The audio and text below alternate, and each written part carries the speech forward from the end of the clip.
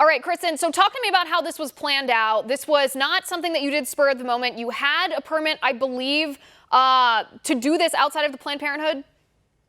We actually wrote the mayor several weeks back. We met with our team of attorneys after she had painted the streets Black Lives Matter and then allowed a group of activists to add to that painting, defund the police without a permit and in permanent paint.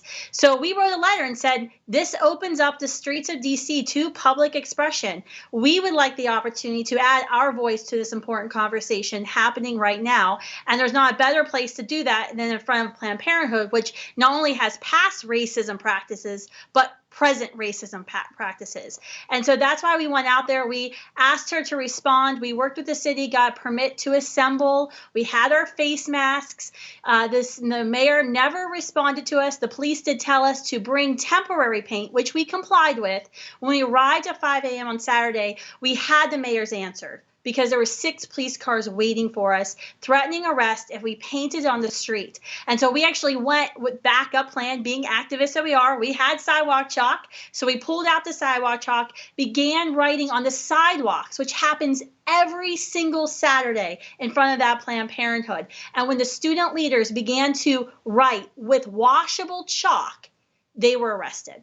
And let me just confirm this. This happens every week outside of this Planned Parenthood. Erasable, you can erase it with water. Sidewalk chalk is used every single week, and normally pro-life activists are not arrested for this.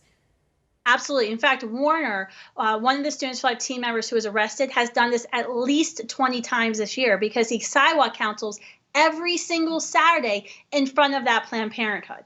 Okay, so what did the police say when you told them that? Because I imagine in the situation you said, wait a second, this is selective enforcement because we actually did our duty as a citizen and notified you that we were going to do this. Other people have done it with permanent paint, and we do this all the time. What was their excuse? What was their justification for arresting you?